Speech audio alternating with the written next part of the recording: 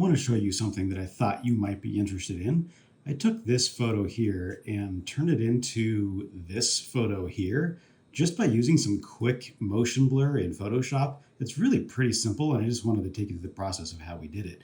So we have this picture open in Lightroom. So what I would do here is just right click on the photo and then edit in Photoshop. And then once it's open in Photoshop, the first thing I always do is go and unlock the background so it's just so we have complete editing freedom here. But the part that takes the longest on here is identifying the area that we want to put into a motion blur.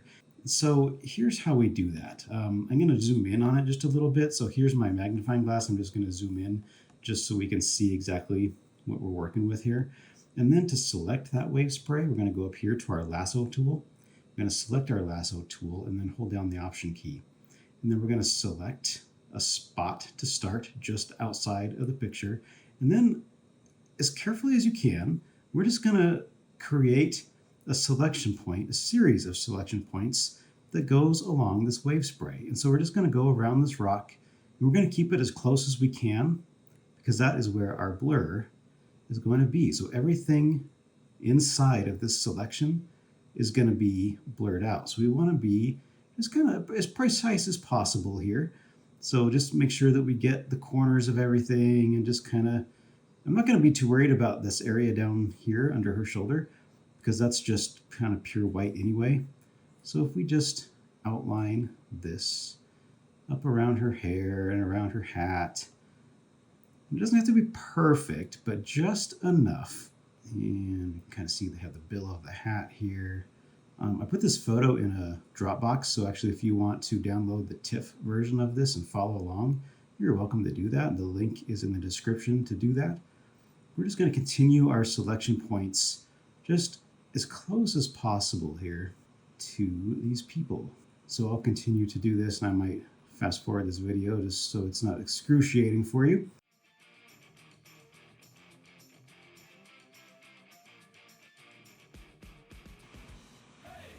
So once we click off screen here, I think what I'm going to do is just select that entire background area.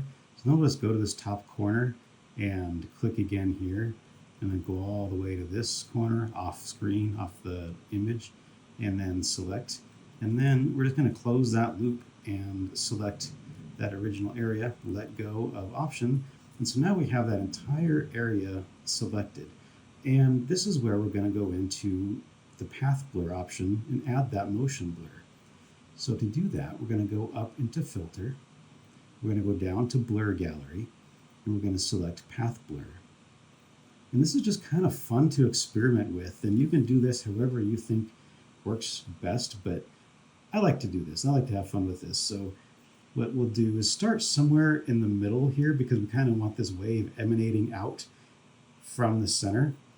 So I want to create 3 different paths for this blur, all emanating from the same point. Let's follow the path of this wave here. You can see we kind of have this line here. We kind of have a line going this way and a line going up. So if we just follow those, and we're going to put a blur roughly this way, and then we're going to create another one from roughly that same point here, and we're going to go straight up. And then we're going to create another one just heading out like this. So we're going to do this blur in 3 different directions. And then over on the right side here, we have our blur menu, and we have speed. And this is where it starts to make a big difference. So we can just increase that speed anywhere from 0% all the way to 500%. So if we just kind of click over here somewhere, then you can see what it starts to do to that wave. And it's pretty cool. And if you don't like that look, then change the angles of your blur a little bit and see what you get. And then you can kind of play with it and see what kind of shapes you can create and see what looks good to you. I think that looks pretty cool right there, actually.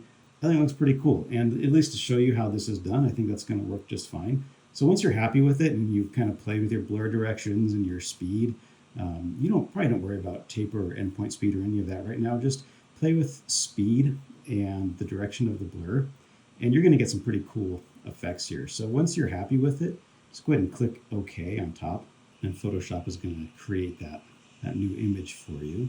And then once it has it, we can go down here to deselect, We'll go back to our magnifying glass, hold down Option so we zoom back out, and just look what we created.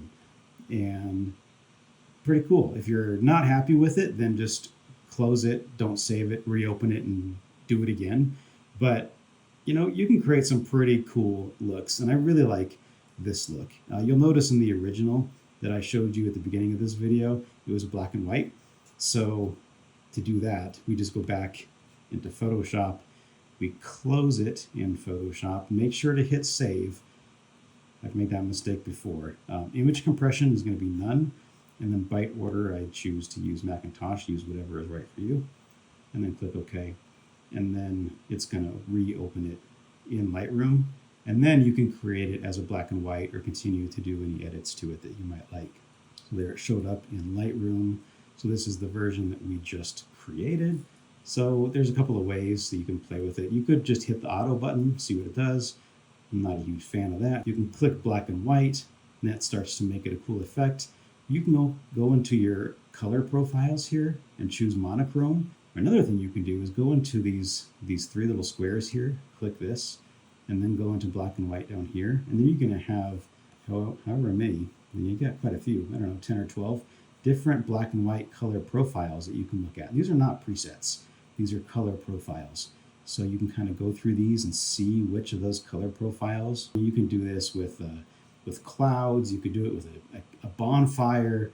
You can, there's all sorts of things. If you just want to add some movement to the background of your image, this is a really fun effect to do. You just go back and then whatever you want to do from here. You can change your light and your exposure and your shadows and whatever you want, whatever is going to make it look like you want it to look.